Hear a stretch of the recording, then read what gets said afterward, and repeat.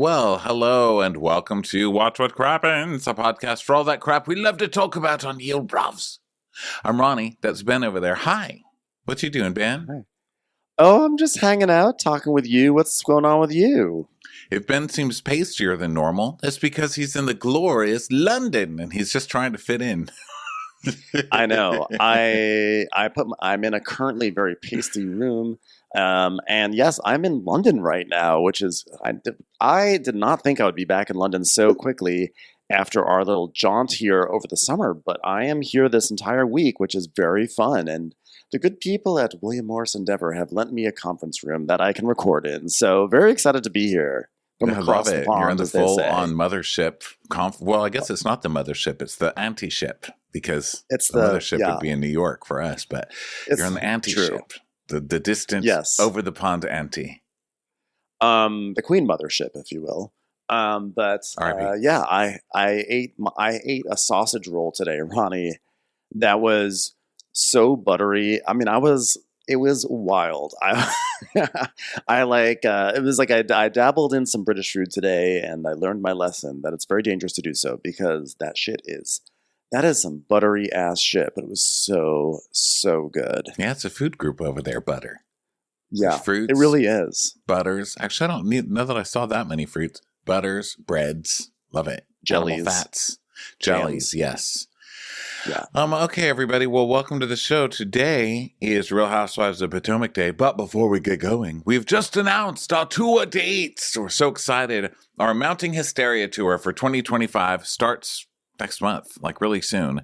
We wanted to get these up for Christmas present buying. So do it. Go forth and buy. You can also gift Patreon memberships now. We've simplified Patreon. That's a lot easier now. Go check that out. But we hope to see you. You can find all of our dates at watchwhatcrappens.com, and we'll probably go over a full list of them on one of our other recaps this week. But there's a pre-sale going on right now for Patreon members, and the full sale is like tomorrow, right, Ben?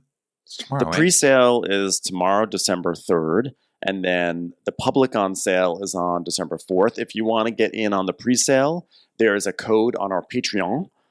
It's for our Patreon supporters. They get access to our pre-show codes. They get first access to all the tickets to all the shows. The links will be up tomorrow for these places for the pre-show.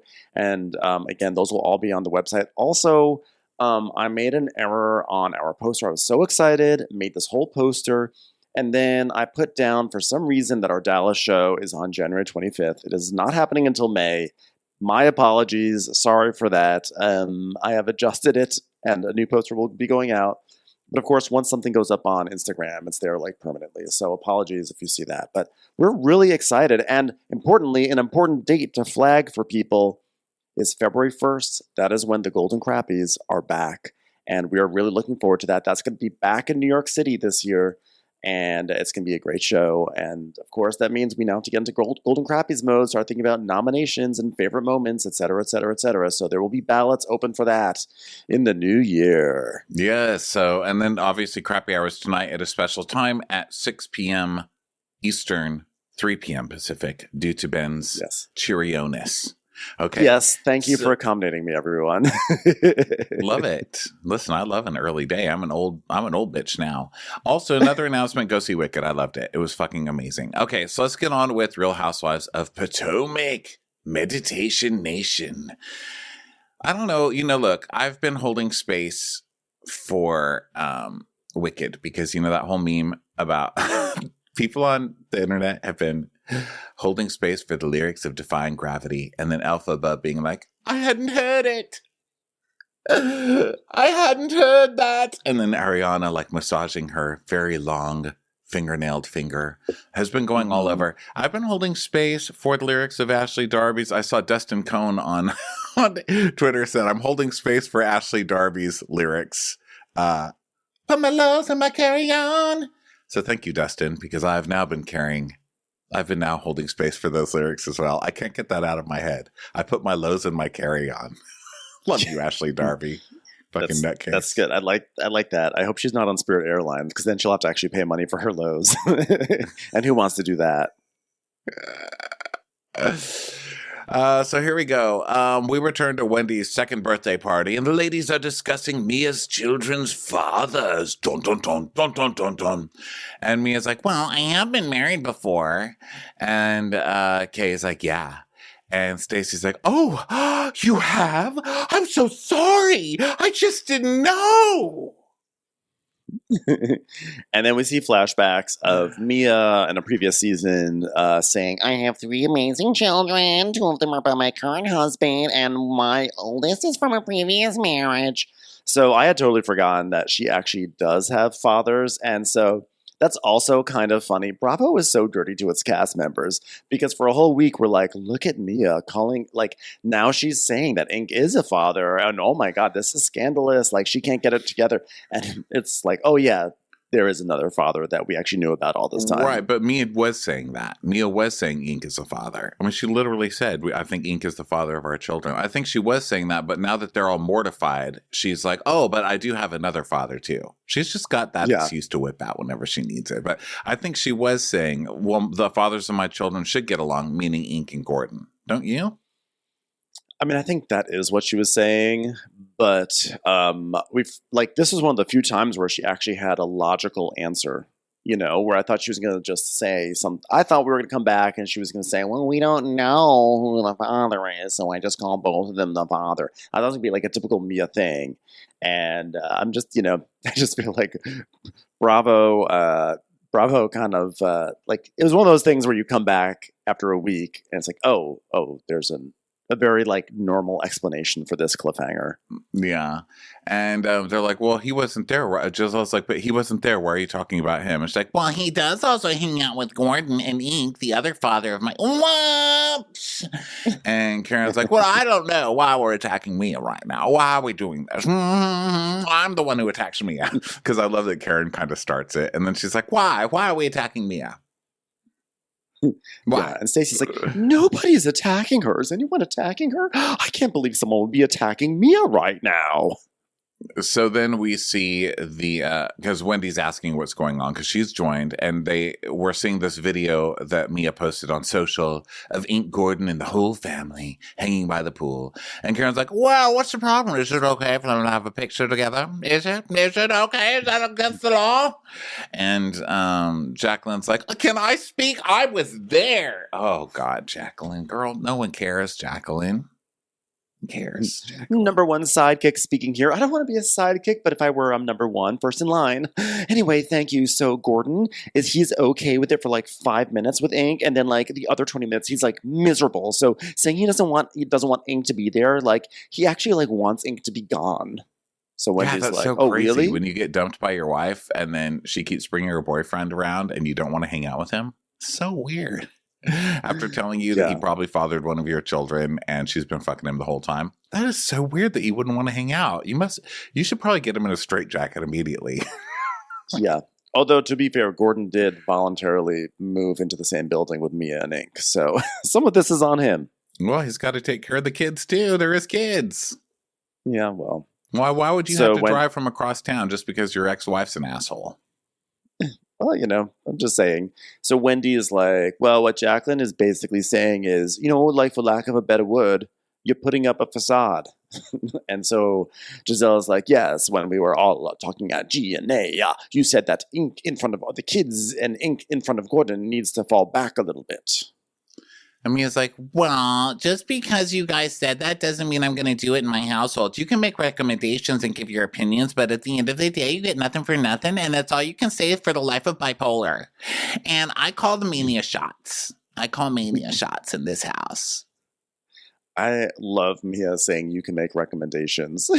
Like, this is not a draft of a document that you guys are like she's like, hi, I have given this document about Gordon and Ink up for review. Would anyone like to redline it before we and mark it up before I submit it to the further process? I mean, it's like you sat everyone down and was like, guys, I have to talk to you about it. And now you're like, oh, well, thanks for your input, but I don't really need it. Yeah. Well, yeah. And she started this whole thing with her whole, guys, Gordon's in mania. I can't be around Gordon. We're all terrified. And then just like 5 minutes later, shots by the pool. with the kids, with Gordon. Yeah. So Mia's getting pissed off that Giselle's judging her at a birthday celebration. At the 18th birthday celebration of the week. How dare she? This is sacred. This is Wendy's birthday. It only goes on for 6 months. I know. And so she's like, I just think it's really interesting that we're at a birthday celebration. And of course, Giselle has to make it about critiquing and nitpicking. I'm like, you literally did that at Karen's birthday, at Wendy's birthday weekend, and also like every single one of Karen's birthdays. You also criticize and nitpick, but now all of a sudden Giselle is the one who's acting out of pocket. Yeah, and Kieran is like, well, I think basically right now Mia was really trying to be glue that holds things together. And like, you can be glue, but then also, make it work, but then have pieces of happiness. So we know it's not feasible. What is she talking about over there? And Wendy's like, hey, waities, I'm getting a citation from the governor of Maryland. And everyone's like, what? A citation? Isn't that a ticket? I thought the citation getter was Karen. We're not allowed to say the C word around Karen. No, I don't like 4-letter words. No, I mean citation. Oh, how could you say that? So, those cut fitnessy citations. Karen! So yeah, the governor is going to give Wendy some sort of like honorary something or another for turning 40 in Maryland, which is very exciting. It's amazing in a town with so many laws being made that they're like, you know what? Wendy's turning 40, guys. Let's pass something immediately. Have you ever seen the mayor? I mean, not the mayor. I'm speaking like Stacey. Have you seen the governor of Maryland? He's actually like, he's kind of hot. I'm like, are you allowed? Are you allowed to be kind of hot and a governor at the same time? I don't think so. I'm gonna look him up right now. Let me see. Yeah, Wes Moore, Democratic Party since 2023. Oh, he's a noob. Let's check him out. Yeah. He's pretty cute. Yeah, he's pretty cute. I'll tell you what else he is. Extremely busy because his ass didn't show up. I mean, He's new. How many things are on his list? He's like, you know what? Send someone else to give the citation. That would be great. I'm very busy. Could you please send them on a boat that looks like a Porsche? That would be great. I know. He was driving the boat. He's like, I did my part. So anyway, so Giselle is like, wow, she's getting a proclamation. So then Jacqueline's like, Mia, are you okay? She's like, no, like, fuck you. Like, okay, because you never have my back. And I'm shocked that this did not turn into a feud that was going to last for 5 episodes, because they were friendly by the end of the episode. But you know what? The moment that Jacqueline stands up to Mia, it's always like a shitstorm. And she had her back. I mean, what's a woman supposed to do, So Karen's like, oh, can I have the citations to myself for now? Can I have something? Which is funny. Like, you're even trying to upstage my citation. I still have the most citations. I still have the most. So now we go to Wendy's citation ceremony at the party. And April Ryan, senior White House correspondent, which is pretty good. That's pretty good to get, even if they didn't send the governor.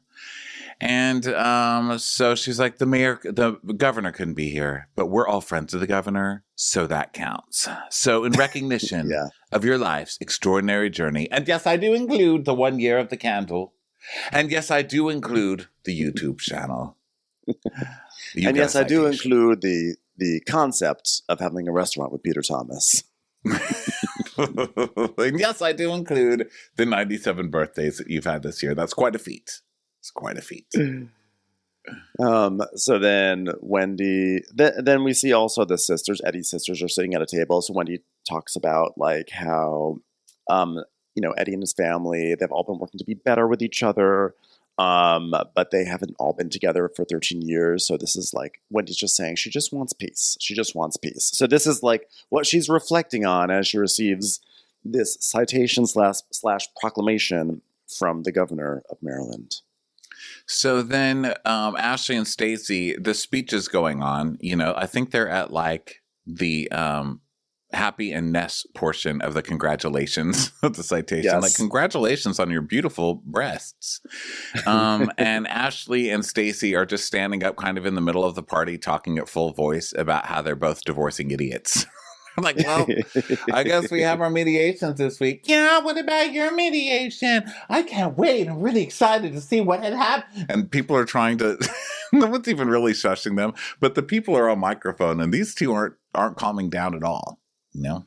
Yeah, and Ashley is actually, it's actually kind of funny because like Ashley knows that if she talks too much more during this presentation, she's going to get clocked by Wendy. So she basically tells Stacy to shut up. She's like, I just want to hear this speech real quickly. Can you just be quiet for a second? Stacy's like, oh, I'm so sorry. Apologies. Didn't realize we were on air.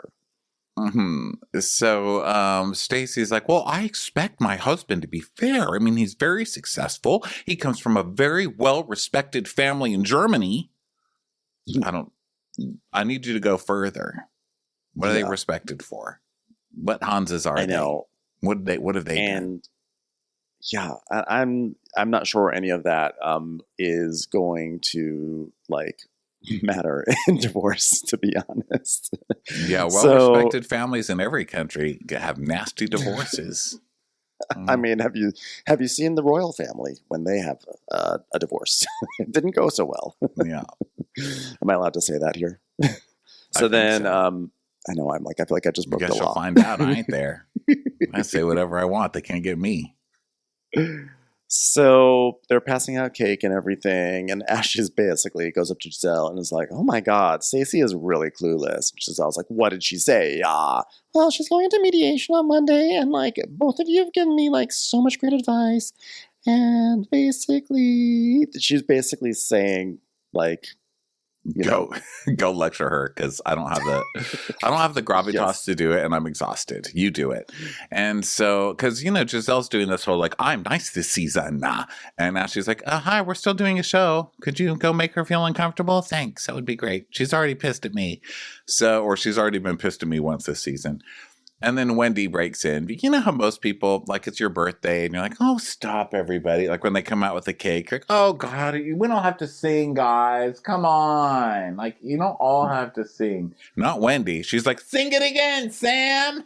It's just like, to receive a governor citation from the governor of Maryland, to be recognized and seen for the work that you've done, this is major. Well, congratulations. It's time for a commercial. It's time for a Crappens commercial. And then we see Stacy sitting with TJ. TJ looks like he's still pissed at her because she's been, doing her job and talking to her other castmates and leaving him behind. TJ's at his max. He is. So he's scowling, and she's trying to make conversation, and she's like, so that's the mayor's wife at the end of the table, the mayor of Maryland. Yeah, it's very young progressive black man. Sorry, I don't know his name. And he's just like nodding. And I was going to make fun of the fact that she called the governor of Maryland the mayor of Maryland, except for the fact that I almost said mayor of Maryland about 10 times in this recap already. So I get it now. So Ashley is like, well, Giselle, I think she needs real people to talk to. Real people with hideous taste. Go do it. And so Karen's like, let's do it. We're going inside to talk. Stacy, you are summoned with your one sad little... Have you ever had a citation? Probably not. I do. I have many of them. More than Wendy. All right, come in. So Giselle's like, now listen. One thing I knew in my marriage was where the money was. Where the penis was, had no idea. But the money, I knew it was. Where the accounts were. So getting divorced, I wasn't going blind. Because men try to make sure you have nothing. Stacy, girl, you in danger. So Ashley tries to open it up like, Stacy, to be transparent, I had this conversation with you about 2 minutes ago, and I've already told everybody at this party, so let's do this. Yeah. So Stacy's like, well, I was just saying that I'm going into mediation on Monday, and I'm choosing to be optimistic. I'm sorry to interrupt. Is that TJ lurking behind a palm frond nearby? Yes, he just really wants to be on the show. So I told him he could join in on the conversation as long as he is discreet about it. Is TJ yelling at the palm frond for not being friendly enough to it during this party? Yeah, he doesn't like being ignored, even by palm fronds. Okay, get on with it, Stacy. Well, when my soon-to-be ex-husband and I got married almost 20 years ago, we said we will never be the type of people that fight over money and assets. And so that's how I'm moving forward on Monday. Just, really in a very positive, naive, misguided space. And Giselle's like, well, everyone says that. I mean, you don't plan on getting divorced, do you? And she's like, Well, I just feel like I know the person that I married. I know him. He's from a well-respected German family. They probably make pianos or Wurlitzers or candles. What are other things German people make? I haven't really met many of them, but I've heard great Small things. dolls. Timepieces. Beer mugs, sausage buns, Cheese. little Do they have plates. their own cheese, or is that only Swiss people? Seems a little unfair. Music boxes that play Edelweiss. The Sound of Music was a good film. Shepherds of the German variety. BMWs. So Stacy's like, I just Thank know you. the person. She finally got a Thank good you one. for saving us, because I know. someone was probably listening and be like, these two fucking idiots clearly can't think of anything. And they're trying to turn it into a joke to hide from the fact that they don't know what Germany manufactures. Wait a minute, BMW. I'll marry him all over again.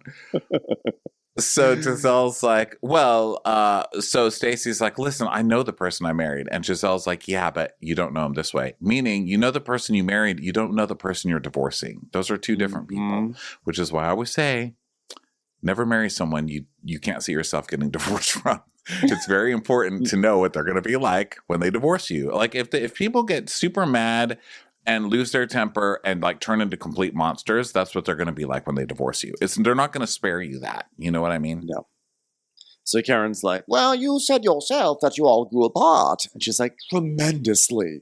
Well, so then you do not know him. I was like, ooh, Karen, that's exactly correct. You can't say that someone grew apart. You grew apart from someone, and then you also claim that you know them. You don't, obviously. Yeah. Karen's like, but you grew apart. She goes, tremendously. So then TJ is talking to Ray, and he's like, wow, well, guess what I found out? The new hosts are making $56,000 bonuses, which is kind of like a peek into the window of why he's dating this chick. He's just waiting for his piece of that 56K. Yep. He wants it. So then Karen's like, listen, don't taunt your new love in front of him, because, too much that will make him fight. So you have to put the brakes on all that. And Karen's basically like, I think you should close one chapter before you open the other. Seeing your boyfriend while she's still a married man, take my advice, hide. Yeah. Which I think also is fairly true. I mean, that's probably also why she keeps on insisting that TJ is merely just her very good friend. Yes, I think so. Yeah, because you're still technically married, so that's why they're hiding the people from each other. Now, she is taking them all over the television, so I don't know how wise that is. I guess she's hoping that they close this deal before any of this airs. I don't know. Wait, what about here's a conspiracy theory. Tell me if you think this has any merit, because I'm sort of coming up with it on the spot. What if, we think that TJ's in it for the money, and he knows that she has a lot of money coming her way, assuming that the divorce goes properly. So if she, however, is like sleeping with someone else, she may not get all the money that she's supposed to get. So maybe this whole thing about like they don't have sex or anything, is that like some like high level misdirection? Is that like a way to sort of, that way she can say in divorce proceedings, oh, I'm not even sleeping with anyone else, and that way he can get all the money? Yeah. But TJ really doesn't seem very sexual. I mean, I'm getting zero vibes off of him. Yeah, I think it's as they say it. What? I think it's as they say it. I think he's just very religious and not having sex. Yeah, because she's like, I want to date and have sex, but he won't. So I don't think she's worried about that part of the divorce. But I don't know. Who knows? Yeah. It's a fun thing to think about. So she's like, well, my experience with this divorce is just different than Ashley's. I mean, Ashley's husband looks like, I don't know, like a sad old dog ready to be put down. The one watery eye that kind of shakes. I really know if he's looking at you. My husband doesn't look at me like that yet. So I think we're safe. Yeah, I'm welcoming this advice, and it's making me think about things, but they don't know my situation. I want to see which situation goes sour first, Stacy's or Kyle Richards, because they are both saying the same thing this week on Bravo. Like, no, our marriage is different. It's going to be a very docile and friendly negotiation. I'm curious. I mean, we know it can happen for sure, But there's just something like the bravado that these two have that like this shit's not going to go down. I don't know. I just don't believe it in most cases. Yeah. He's thirsty, and I think she feels like she needs a man to shoot with on the show. Maybe it's as simple as that, because she some kind of plays dumb. I don't think she's as dumb as she plays, because she didn't really start this character until much later in the season, right? She started she wasn't like this kind of like, what? She didn't have that kind of like innocence about her that she seems to have now. I think it didn't come until 3 or 4 weeks into the show that she was like, oh, this is a fun character. But I don't know. I can't tell. I think she's kind of playing it up. So anyway, she takes the advice. She doesn't get defensive that they're giving her advice, which I feel like any other housewife would. Like, stay out of my business. But she didn't at all. And so Ashley's like, well, let's do some shots for me because it's still my birthday, bitches. So then Wendy is with Eddie and his family, and she's like, thank you guys so much for coming to see me get my citations. This was amazing. I've been citationed. This was a huge moment for you to be involved in. And I not only want to say thank you for being here, I want to say you're welcome. You're welcome for the opportunity to be here to see my citations. Did any of you write anything down or take any pictures? Okay, I will send you a full transcript soon. What an honor for you to witness the first person to ever turn 40 in the state of Maryland. I'm so glad that this moment was immortalized by someone sent by the governor. You're welcome, everyone. I'm glad this brought the family together. Yeah. They're like, whatever. So basically, Thanks it's for a nice having scene. us. This was super fun. We didn't get much out of this, right? No, but it was nice because basically Eddie's siblings were there and they were hugging with Wendy. It seems like on the sibling level, a lot of the beef has been squashed, or at least people are moving forward. And the next challenge is really going to be the parents. Because we all know this is clearly like a mom versus mom battle, and the kids had to take sides. So it sounds like the kids are finally like, you know what? We don't have to take sides over this anymore. Like, let's let our baddie moms deal with it on their own terms. But like, we can still be friends. Yeah. And it sucks when you have to, have the parents fight trickles down to the kids. That sucks. Yeah. That happened in my family, and it's not great.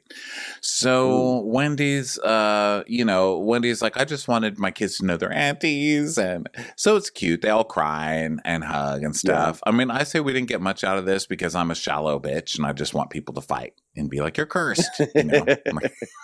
I want lightning and curses and stuff, but that's not what it is. Instead, it's like a nice family scene, which is great. But you know what, Ronnie?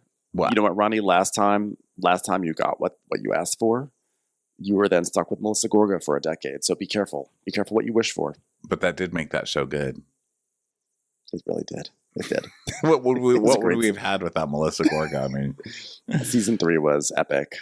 Yeah, she makes me crazy. But hey, credit where credit is due. You need a cog in the wheel? No, not a cog. You need a stick in the wheel. You need to stick a stick in the wheel. Yeah. No one wants to hear a housewife's car running smoothly. It's boring. Okay, speaking of, let's get back to this happy family scene. So they make up. Okay, so then Giselle and Grace have a scene, which nobody needs. I'm sorry. I love Grace. I think she's great. But this is another scene where Giselle's like, you went to college. It's so sad. Your sisters went to college. What do you think about me now that I'm a mom who has girls in college? She's like, I'm so bored. Grace is like, please stop bringing me on TV. I'm literally exhausted. This was basically a variation on the classic "my daughters are going to college" scene. This is now my daughter has been to college and is back from college, and then they're all going back to college, just in different grades. So it's an exciting twist. And she talks about her dad passing and how sad that was, which obviously it was. And then she's like, well, you need to keep yourself... I'm not laughing at the dad dying. I'm not laughing at the dad dying. There's just something about the way you said it was. That just made me laugh. And it was sad. I'm not going to talk about that. But then she's like, I need to keep myself busy because I don't get to go back to school every couple of months and destroy my mother. I'm going to take a cooking class. And Grace is like, you need to. Wow. Or a fashion class.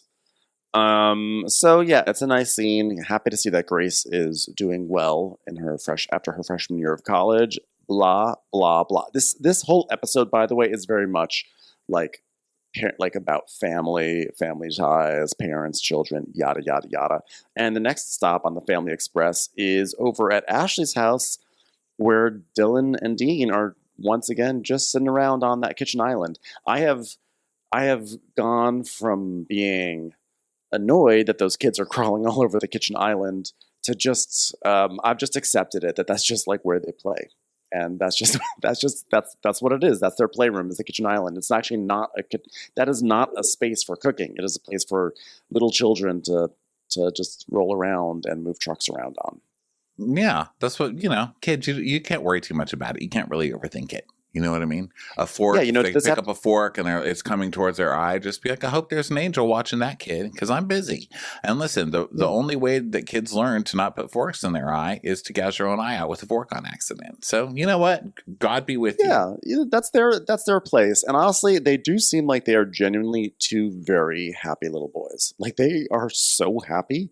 Like they are just like having the best time. And I was thinking about it, earlier today, I was eating a sandwich outside and a bird was hopping around on the table right in front of me, which I did not appreciate. To me, that's like the next worst thing to like. It's probably worse. It's worse than a child on a kitchen island. But I was also like, this is what the bird does. Like the bird is here. The bird knows there's going to be crumbs that are going to fall. That's why the bird is on the table. The bird's just waiting. I didn't like how close it was to me, but the truth was, this is just the pattern of it, and I can't fight it. And so whether it's a bird hopping around, shitting a little bit on a table in front of me while it waits for my crumbs, or a child playing around on a kitchen island, sometimes you just have to accept that certain things have their own spaces. Yeah, you just got to let life happen, babe. Like, what are you going to do? Nothing? Of course, I did shoot the bird away. I was like, I accept that this is your space, but I'm not going to hold space for you. You have to move. And guess what else? The bird has to also accept life. Life happens. Like people coming and shooing you away. That's also part of it. And you know what? The bird I let the bird just like, I shoot it away. I was like, just wait your turn. And then when I got up to leave, the bird and all of its friends descended on like the 3 crumbs that I left. And they had a field day. So you know what? Nature because you got rid of the alpha. You got rid of the alpha. The alpha was like, these are mine. I'm getting these. And you're like, no, you're not. Get away. And then you let the poor other birds who never get a shot get some. Though, you did a good thing. You did a good thing there. Yeah, they're like, let's see how long Jocelyn can stand there in front of the human before it gets scared and she gets scared and flies away. And she didn't last long. Yeah, wuss. Fucking Jocelyn. So Ashley is with the boys on the countertops, and she's like, "Hey, buzz, what country are we studying at camp?" And Dean's like, "We're at Scotland. Next to it is Wales. What do you think about that? Wah, wah, wah, wah." And she's like, "Where's Wales located?" And Dylan's like, "It's in French toast. What do you think of that? Wales is next to French toast. It's inside of it." Well, they're not going to do very well on this exam, but that's okay. We are going to accept that they are also 2 years old and should not be expected to know where Wales is. But I do love that they said that Wales is in French toast. That's pretty good. And they're beating Ashley on the butt with the balloon, which I think is funny. It's very like mother likes her, like father likes son. You've got a nice big candy and it needs a little attention. Wah, wah, wah, wah. Can't spell Wales without wah to start it off.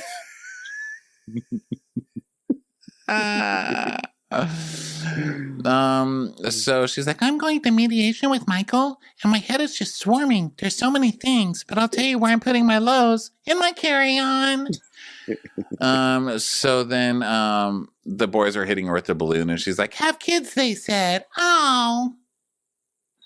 You know what? I have the children 7 days a week, and then Michael will have them for a weekend. And the worst possible scenario for me is that when my divorce is finalized, that I will have to go weeks without seeing my children. Literally, even as I say it, my heart starts to beat really fast. Hold on.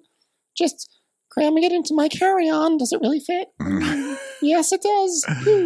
"Girl, you're like a commercial for divorce. I won't get to see my kids weeks at a time. Sign me up. Can I divorce you so I don't have to see your kids for weeks at a time?" I'm kidding. They're actually cute kids. They are cute kids. But think about all the dinner parties you could have with that kitchen island opened up. Yeah, true. But people are going to be like, "Wait a minute. Do I have a booger on this toast? Where did this come from?" Sorry. Sorry, Did you know that French... Did you... Geography project.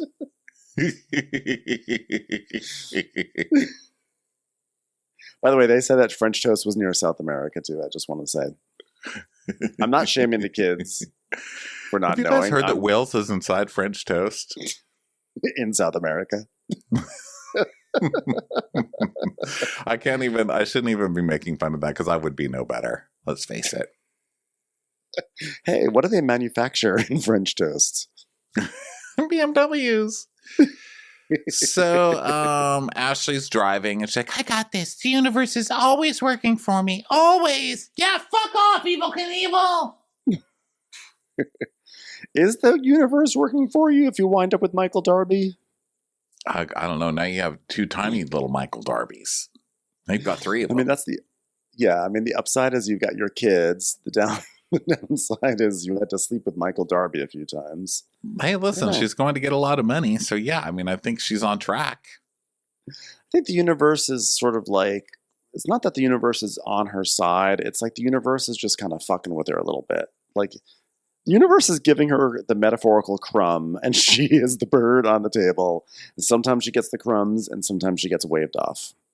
I think the universe is always working for us. You know, it's just not all the time. It's like the universe is working for you, but it's not going to change people cutting you off in traffic, which I think we learned right now in this scene. And so then Ashley is still talking to herself and stuff. And she's like, oh my God, can we just please avoid Michael seeing me here? Please. And so she kind of hides from him. I don't know how, but she's like doing that thing where she's tucking her head as if she's not driving a huge SUV through the parking lot. Yeah. And she's like, my dignity is intact. Let's go. So she goes in for her superhero mediation moment. Did she forget about her singing last week? So I'm wondering about that dignity intact comment a little bit. Is the dignity intact? My dignity's on key and it's ready to sing. No. Ma'am, we're going to need you to stow your dignity in a personal item under the seat. Thank you. So next we get a Kiera scene, which is rare, and it's fun because this is a scene at Open Arms, the social working business. I'm not really sure what this is. It's a social working.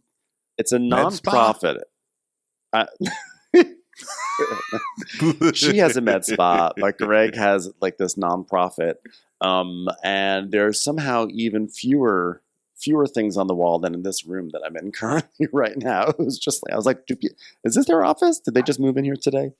So she's bringing everyone lunch, and basically she tells us that Greg has had this for 10 years, and it's he's like the boss. He was like a clinical social worker. And then once he started the company, his families all came on board.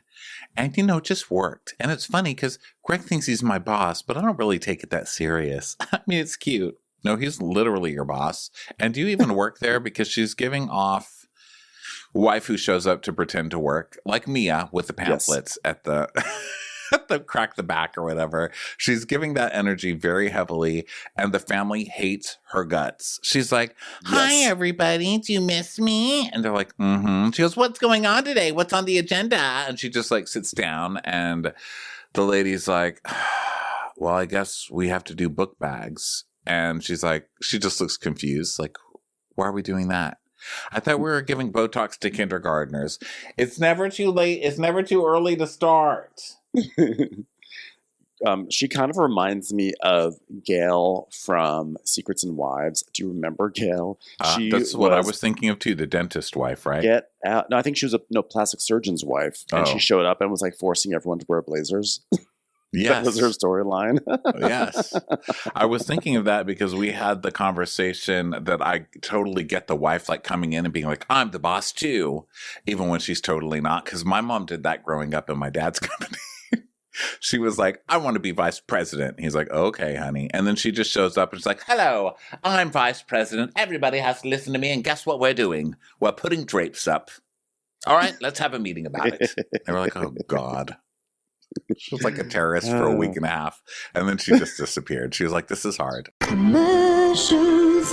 Here comes one right now. So Kierna is basically Gail / your mom coming into this company. Except actually, she doesn't really want to do anything. I think she just wants to hang out and just say hi to people. So she's there, and then she's 36 and Greg is 42, and she says that Greg is like definitely like a caveman a little bit. Like he has this mindset like he's the man, he's the provider. And now he's expecting things like dinner, and she's like, Yeah, that's like so 1960. Like, let's just like be free. Yeah. So She's like, let me yeah. be free. It's, But Greg so then is being a dick. He's like trying to be a dick in front of his family and being like, I love to boss you around. And she's like, ugh.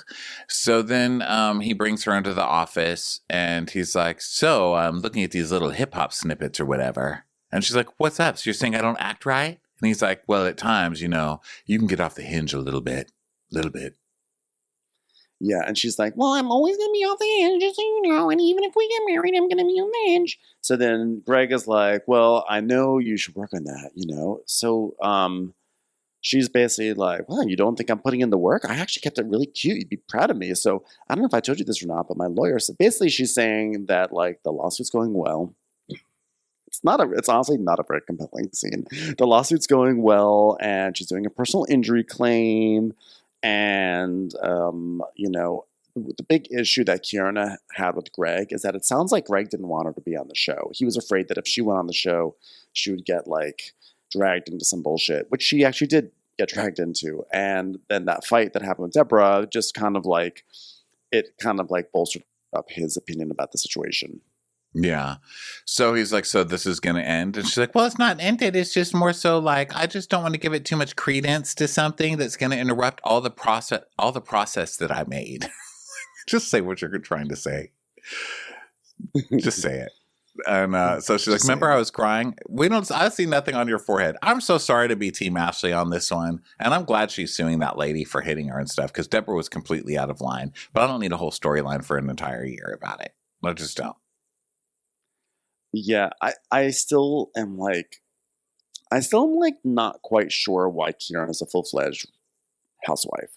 Again, it's nothing against her. I like her. She's beautiful. She seems like really cool and everything. But like I don't really know what's going on. Like how, like why, like what is warranting the full housewife treatment? Like she's not even at the event later on in the episode. She just sort of is giving kind of like friend of, which is fine, but like I'm just sort of a little perplexed. I'm perplexed on how she got this, unless she's gonna have a bigger role later in the season. Well, I think maybe it's like a Game of Thrones type thing where they're propping her up and being like, look, everybody, we're making a new housewife. So maybe the other housewives feel threatened and they'll do more. I'm guessing maybe. They're using Kiera as a prop to the other get the other ladies in gear or something, but it's not really working. Maybe Jassy, no one seems to really care. It feels like Jassy would be the one. I mean, Jassy's the one. Her husband's in the NFL. She likes putting on airs when she had that whole party at the Willard and everything. Whereas I read Kiera, on the Reddit. You want to hear what I read? Yes. I read that Jassy was going to be the main flute holder, but then she got demoted after the trip, and they made it Kiera. But I don't know why. I don't know why they would have done that, because if Jassy did something, we didn't see it, right? Like something terrible or problematic, we didn't see what it was. So maybe Kiera does have a larger role over the next part of the season. We did get our mid-season trailer here, so maybe there's like a turning point there. Because it just seems to me like Jassy would be the housewife, but she's not.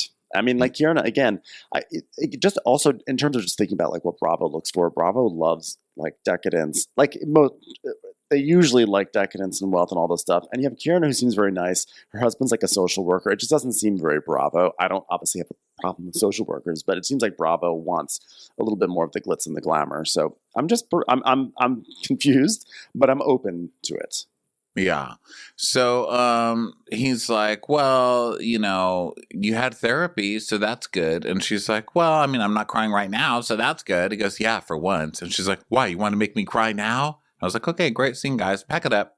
Maybe the next time let's do this at the med spa, because at least we could be surrounded by important things like Botox. That's like the social work for aging gay people. Okay, that's what I care about. Those are the people really changing lives. Yeah, exactly. Now Giselle is walking into a place called Deck 11. And and Karen and Ashley and Wendy and Stacy, they all arrive. And Giselle orders a charcuterie plate. And Giselle is basically like, Wendy comes in and they're laughing about how Wendy always has glasses to match every outfit, and we see that, etc. And they're getting their charcuterie. They keep calling it funny things. So then Stacy has just had her mediation. So she's like, well, everyone, that was eye-opening to sit with you all and hear what you had to say. Now it's time for the weather. All right, Chuck, what do you have for the weather? I went to my first mediation point and I was wearing these earrings, which were so adorable that we had to start late because nobody could stop commenting on them. If you guys would like to try them out, you can try them for 30 days. Just let me know by calling 1-800-TRY-'EM-ON. All right. So I did have a conversation with my attorney, like you suggested. And first of all, I just want to say, me and my husband had a very old school kind of relationship.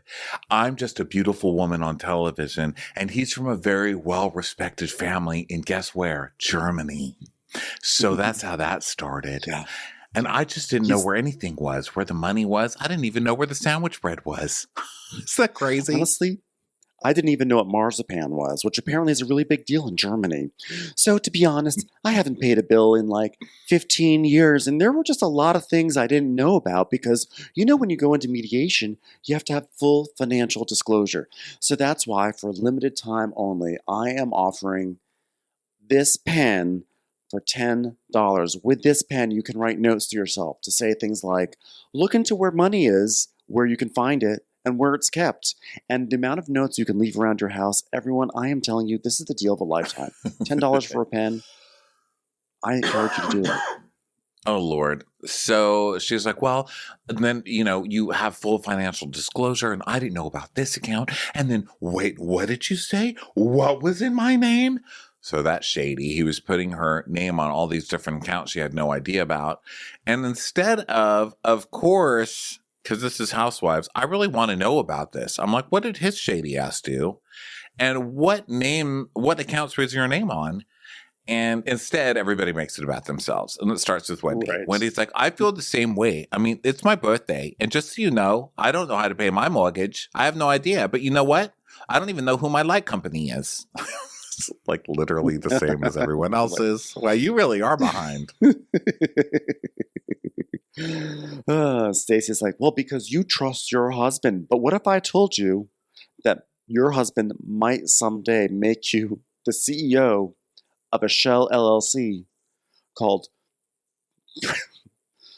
Pretzel Bratwurst LLC? I'm sorry, everyone. Wendy's like, That's actually a great idea. I'm coming up with the pretzel bratwurst industry.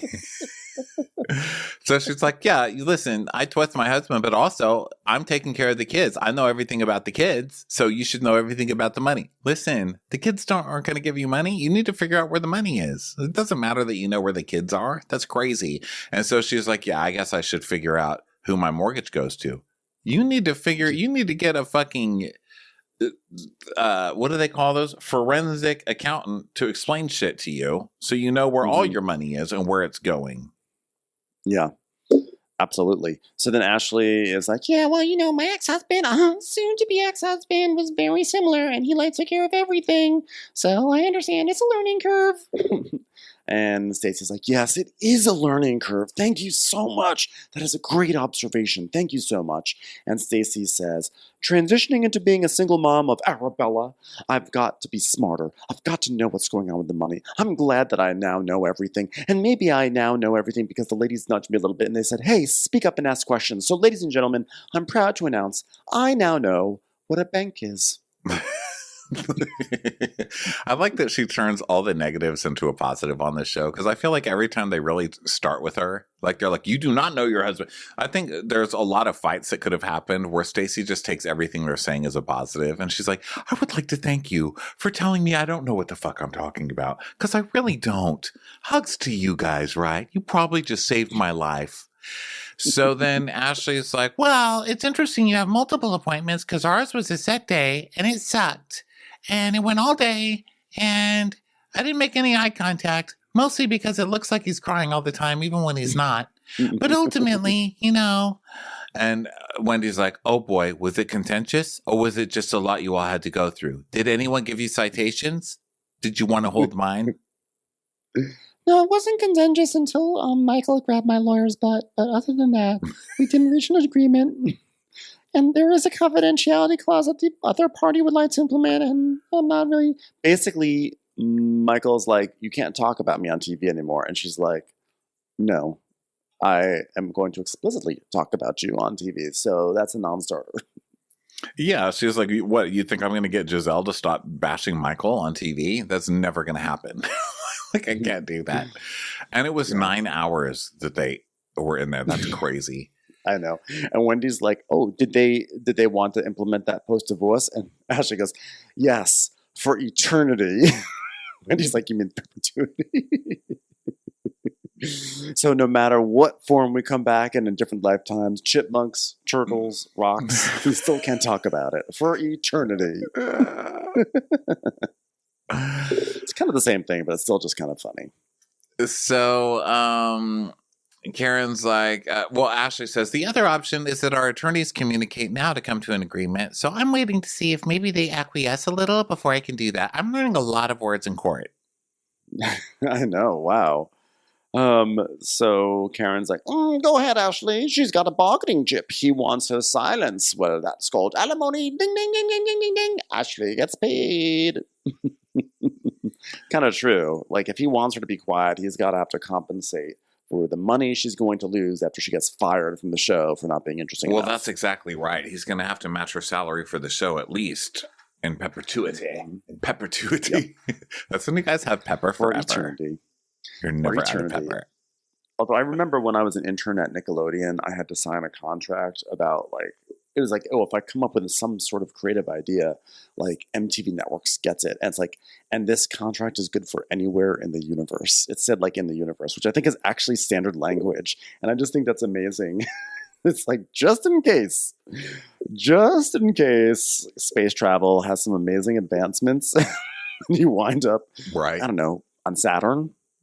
If you come up with an idea on Saturn, we still own it. Yeah. Yeah. That's how they roll. So now we go to another amazing scene. Karen with Raven. Oh, yeah. Raven in this scene says she's always about to start crying. She's not strong like her mother. And I totally buy that. Doesn't Raven kind of look like a basket case? Raven looks like she just cried. And she's now like, she's hi. smiling. She's like, hi, I'm doing great. Everything is wonderful, mother. I'm having the best time. Not dating, but trying. Loving work. Love it. I came up with so many ideas for Amazon. Okay, so now Amazon, they're going to do orders online. So you can go online and order. It's great. They're really happy with me. Do you even have a job? I feel like she's lying. Yeah. Well, it's... Oh, what's... Yeah, I think she's an influencer, I do right? believe she has a job. I'm just saying there's something fishy. Well, okay, she's an influencer, I believe. And what was so funny is that later in the scene, Karen is like, oh, I'm so proud of Raven and her marketing career. I'm like, it's not a marketing career. She's an influencer. And it's just funny that Karen's trying to put a spin on it to make it sound more professional. Because basically Raven is... I fell for it. I thought she was marketing for Amazon. That's why I was saying I don't believe this. The way she was talking about it, I was like, she doesn't sound like she's in marketing for Amazon. I mean, I could be wrong. Now it makes sense if she's an influencer. I could be wrong, but I could have sworn that last year they said that she was an influencer. And if she's doing like Amazon stuff, I assume it was like she was doing kind of Amazon Live kind of things. And talking about how she's really not that close with Dorit and other fun stuff like that. So yeah, I think she's like in the mix. Those are huge. Yeah, those are huge. Yeah. I mean, huge stars do them, like Kyle Richards.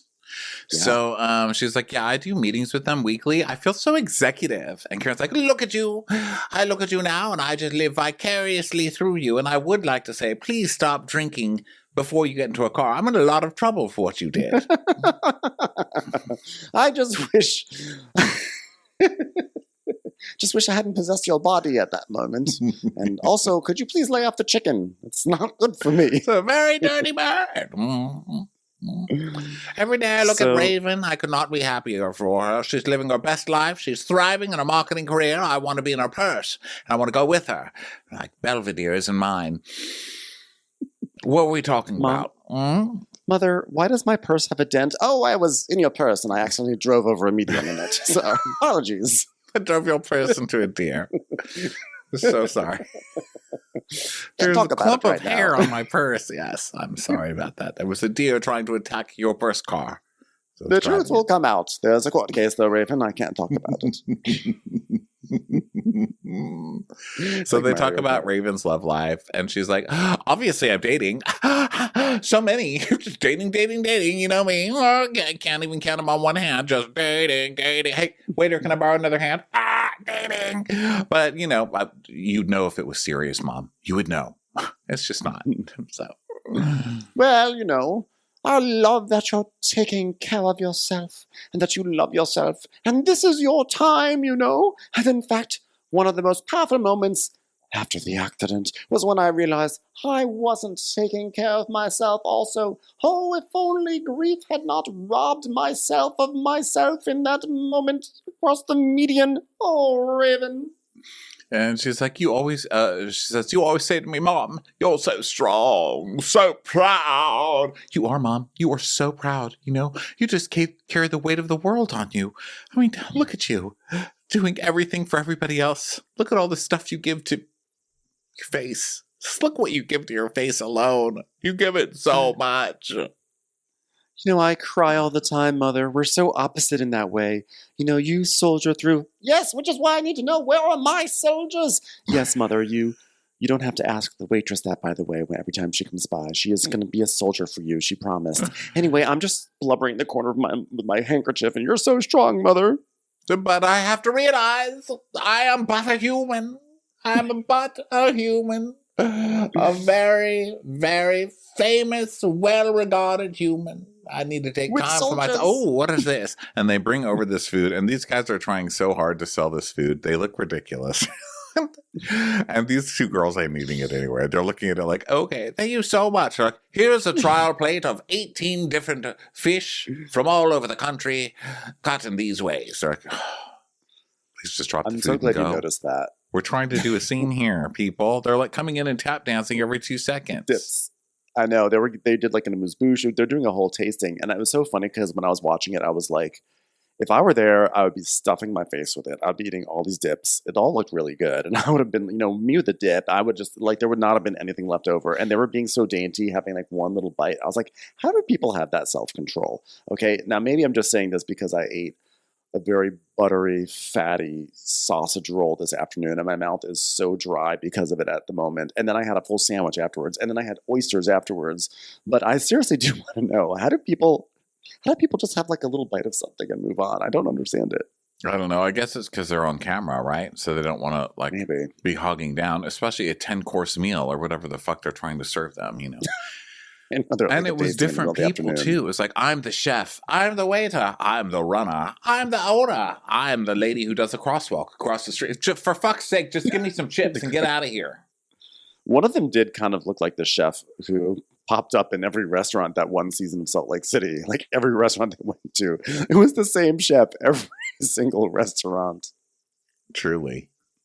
Okay, so they're talking now. They start talking about the drunk driving charge, and dun dun dun dun dun dun. Karen's like, well, everybody's bullying me about it, and Raven's like, anyone who does not have the utmost concern for your safety is not your friend, Mother. That's right. They are not a soldier for me. And she's like, yes, there's not a friend. That's exactly what I said. She goes, and there is no other conversation to be had. I think to go for mess or go for anything other than that is just shameful, period. Thank you, Miss Raven. I couldn't have said it more eloquently myself. Also, did I write that on a note card for you to say tonight? Yes, but I couldn't have said it myself. Just because I wrote it out doesn't mean I could have said it well myself. So then we go over to Mia and Jacqueline, and they're at a store. And Mia is basically gonna give Jacqueline a makeover because she feels like Jacqueline's fashion is just not on point. Yeah, Jacqueline's Jacqueline. She's a country girl. She grew up on a farm with horses, I don't even know if they wore shoes back then. I mean, she's not a fashionista. It doesn't come natural. So, This is so offensive, but I also love it. And then, of course, Jacqueline comes in dressed like the Hamburglar, which doesn't help, you know? I know. It's like, I was just offended for you, and you're dressed like you're working at the Foot Locker now. Come on, man. I know. And she had like this little bob. But also, is Mia a fashionista? Is she one to talk? Isn't also Mia from the country? I can't tell. I don't know. Yeah, Mia's acting like she's a Rockefeller over there, you know. And she also gets mad later that Giselle's kid was sneaking out with a boy or something. Weren't you stripping at 19 meeting Gordon? Like banging old men for cash? Aren't you, like, I Mia? don't really think that you're the moral epicenter, but, you know, that's what's fun about it. I know. Yeah. So so then Jacqueline's like, okay, she's Mia's saying that she's gonna make her look better, and Jacqueline's like, why are you trying to make me look worse? She goes, well, I can't get any worse, Jacqueline. Mia. And then we see a sequence of Jacqueline looking terrible in different outfits. So then she tries on some outfit that looks honestly terrible on her. I'm like, this is not Mia trying to make Jacqueline look good. This is Mia trying to basically get revenge for Jacqueline momentarily sticking up for Gordon at the birthday party, because she was putting Jacqueline in some really janky outfits. She is. And Mia's also has no one to shoot with, right? So she calls Jacqueline here to announce that she will now be coming for Giselle. She's like, I'm coming for Giselle. I'm mad at her now. And Jacqueline's like, okay, can I have this shoe? Can I have these shoes too? Sure. She's just so mean to me. She's Cruella de Vil. So she has now decided she's coming for Giselle. But good luck, because Giselle has decided that she's going to be nice to people this season. So let's see if you can get through it. Let's see if you can do this. Yeah, good luck on that front. So Mia is basically, she just doesn't, she's going to try this out as best as she can. Where are we? So next is we're making a long recap out of a show we're not much. I was like, wait, are we recapping the scene, or are we going to the next one? I was like, it sounded like Ronnie was saying, let's go to the next one. I wasn't totally think so. sure. They didn't say anything in this scene. This scene was just like, I'm mad at Giselle. I just wanted now. to confirm. I was like, are we just gonna move forward? Okay, good. Listen, there was nothing for me to go. I'm happy. That was the whole scene. She got clothes for her, and she announced that she's going to be coming for Giselle. I mean, I'll go into it more if you want to. No, I don't want to go into it anymore. There was nothing else to say. And now we're at Ashley's Over the Edge event, which is sprung on us out of nowhere. She's like, well, here it is. It's my big event. I was like, wait, what? There's a big event? Didn't you just have a big event? But she is doing a thing called Over the Edge, which is basically, it's going to be a charity fundraiser thing for something called New Hope that serves the homeless community in the DMV and all that good stuff. And she talks about how, like, if it weren't for her grandmother, she probably would have been homeless herself or unhoused growing up. And, you know, it's, to me, all I see is like another charity in this episode that is not giving Botox to poor people. So let's stop wasting our time. Okay. Yes. So basically this charity, for some reason, has to do with you not having a home, yet we're going to scale down the largest building in town. I don't know how those two things correlate, but that's what's going to happen here. Ashley is going to rappel down the side of a gigantic building, and then people are going to watch it, and then they're going to give money to poor people. Yes. So Giselle is there, and then Stacy arrives with Arabella, and then everyone's just saying hello, and like more people are arriving, more children. Wendy shows up with her kids, and everyone's just saying hello. It's like a big long sequence of hello, hello, hello. Are you doing this? Oh yeah, we're doing this. And more kids show up. Ashley's kids show up, etc. What a lovely parking lot, guys. This is going to be so fun. And they're like yelling for Ashley. And then Ashley gets really scared up there. She's like, oh my God, I can't believe I'm crawling down a building. I can't believe it. Everyone's like a little ant. Oh my God. And then she does it. You know, she comes down the side of the building. She's like, now, if you can marry Michael, you can do anything. You know what I mean? Yeah. If you didn't have to close your eyes through that, you should be flying down this thing. If you can mount Michael, you can dismount a building. So Mia, if you can climb Michael, certainly. If you can deal with someone repelling, you can repel off of something. So then, if you can be that revolted and keep a smile, you can repel and keep your smile. I feel like we're circling a really good one, but we haven't. Well, we gotten haven't. there We yet. can't get it. It's okay. It's the Mondays. It's a case of the Mondays. So when Mia arrived, just real quickly, when Mia arrived and she says hello, she is basically like, by the way, everyone, things are not good with Giselle and I, so that will be our scene today. And Giselle's like, I thought we were doing good. And I'm highlighting this because I like Giselle's like, she's like, I'm confused between Gordon and their relationship and Elf on the Shelf. It's a lot going on, but you have all the energy for me. Why? They are so shady about ink. Like whenever they can be, they just get such a dig. I mean, DJ Applebox is still one of the funniest things. DJ Applebox. Okay, so Ashley goes down the building. She makes it, and Karen is like praying at one point. And so they cheer and everything, and now it's like, okay, great, we've done that. So should we maybe have a fight? Should Giselle and Mia have a scene now? Let's have a scene. Yeah, let's earn our money, right? So then, is that where we are? Yeah, I guess so, huh? Yeah. Okay, let me So fast basically, forward here. Let me fast forward. Mia's my like, notes. no, because I went back a little bit, so it's a little confusing. But Mia's like, well, Giselle, this dress that's cute. And Giselle's like, thank you. It's kind of like a bedroom slipper, but like a nightgown. She goes, oh, well, it's colorful, and I wanted Ashley to see me. That's cute. You wear the loudest, grossest thing you have, so your friend on top of the building can see you. So it's like, I'm gonna make this really, really quick. Like, if there's anything that bothers me, you know I'm always gonna come to you directly. So at your event, the GNA Brain Cancer and Jogging Pants event, I came to you and I shared some really personal things. and then it shows her calling a meeting to share it with literally everybody because they were so personal. But then at Wendy's birthday party, you started questioning why you would post this on social media. Da da da da da da da da da da.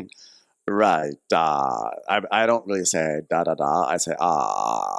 Like, okay, well, you can't tell me that you're not really going through things and that you don't ever share on social media. Like you're always post that you're a beautiful and outstanding mom, and your children aren't perfect either, Giselle. And Giselle's like, no, they're not.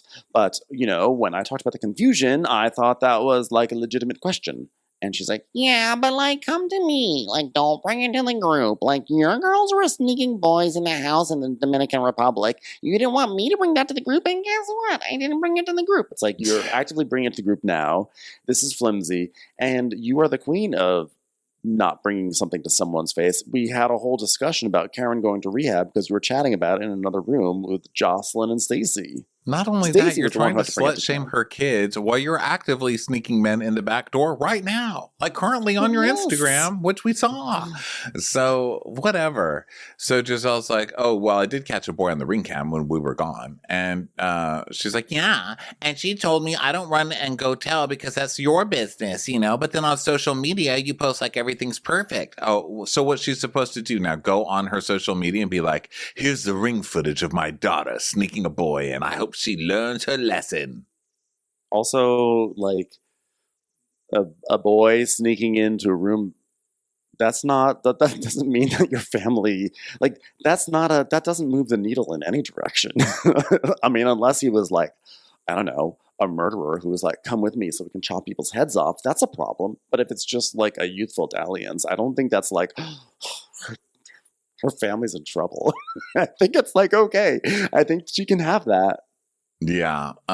Yeah, Mia's full of it. Also, look, I can get if you don't want someone giving you parenting advice when it's unasked for, but you're a disaster, okay? You're Yeah. calling a whole group together to cry and say that your husband's unsafe to be around, but then you're posting with your kids around him and saying like, here we all are, both the guys I'm fucking and the kids that might or might not be there. It's like, what do you want people to say? Yeah. It's confusing for your children. It is. I'm sorry, but that's just the fact.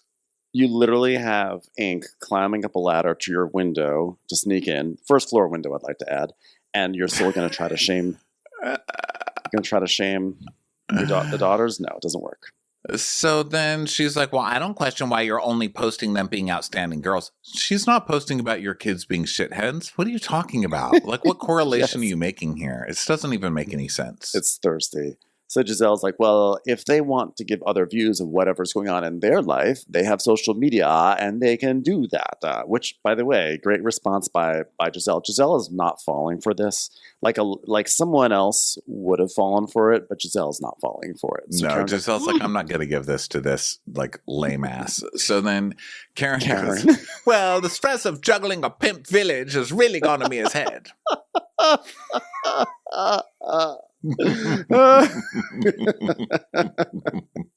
Children are off limits. The stress of juggling a pimp village. I mean, that just sums up. Oh my God! Like, so then Mia, of course, is going to use mental health again, and she's like, This is real sensitive, and I'm dealing with someone with a mental health issue. Literally every morning I wake up and I'm like, I don't even know what page he's on. So be better. yeah. Currently, Gordon is in mania, everyone. And I know that she's probably going through a lot because she's becoming an empty nester. But motherhood is really hard, and it evolves, and it changes. And sometimes Park Overall's involved, and so is Christy McNichol. And you just have to be okay with being an empty nester. And so, who are you to tell me that who I am as a mother when you're not even living your authentic life? At least I'm keeping it real over here, okay? What? You're not keeping it real. You're constantly lying and making shit up. Oh my God. So she's like, well, I'm just going to remind you every now and again. I'm going to call you on your shit. And she's like, well, I'm actually just taking it all in because after it's all in, then I will react. Dun, like, dun, yes, dun, dun, dun. dun, dun, dun, dun. Giselle's like, oh, I'm not going to yell at you right now, but I will figure out how to ruin your life. And yes. tend to that for the rest of the episode, for the rest of the season. And then we get it coming this season on Real Housewives of Potomac. And let's just say it ends in dog shit everywhere and someone barking. So it's a wild ending to that mid-season trailer. It's very Dallas, Real Housewives of Dallas, I feel like, at the end. Oh, yeah. But, yeah, good times. Pimp Village, that's amazing. Thank you all for being here. Again, keep an eye out for ticket links to come up tomorrow. They'll be, I think, at 10 a.m. local for whatever market you're in. Well, the tickets will be up for the pre-sale, and then everything goes on sale on Wednesday. So thanks, everyone, for listening, and we'll hope to see you at one of our live shows. And bye. Bye. Watch What Crappens would like to thank its premium sponsors. Ain't no thing like Allison King. It's always automatic with Ashley Auto. Ashley Savoni, she don't take no baloney. Put your hands together for Carly Clapp. Get on the right foot with Chrissy Offutt. Dana C. Dana Do. Aaron McNicholas. She don't miss no trickolas. Jamie. She has no last namey. You'll never hide from Heidi Eleanor Jones. Hava Nagila Weber. Know Your Worth with Jason Kurth. Sip some scotch with Jessica Trotch. She's our favorite streamer, Caroline Peacock. Kristen the Piston Anderson. Rigging the funk, it's Leslie Plunkett. She gets an A from us, it's Lindsay D. Let's give a kisserino to Lisa Lino. Always killing it, it's Lola Alkalani. We love her on the rocks, it's Melissa Cox. Megan Berg. You can't have a burger without the Berg. Have a heck of a time with Rebecca. The highest tally, it's Sarah McNally. Cast a spell with Shannon Spellman. The Bay Area Betches. And our super premium sponsors. Somebody get us 10 cc's of Betsy MD. We're taking the gold with Brenda Silva. Let's get real with Caitlin O'Neill. Don't get salty with Christine Pepper. Can't have a meal without the Emily Sides. Nobody holds a candle to Jamie Kendall. We got our wish, it's Jen Plish. She's not harsh, she's Jill Hirsch. She's a little bit loony. Junie. My favorite Murdo, Karen McMurdo. We love him madly, it's Kyle Pod Shadley. Let's go on a bender with Lauren Fender. She's a whiz, it's Liz Sarthy. The incredible edible Matthews sisters. She eases our woes, it's Melissa St. Rose. Give him hell, Miss Noel. Ring that bell for Rachel. She's the queen bee, it's Sarah Lemke. Shannon, out of a cannon, Anthony. Let's take off with Tamla Plain. She ain't no shrinking Violet Kuchar. We love you guys.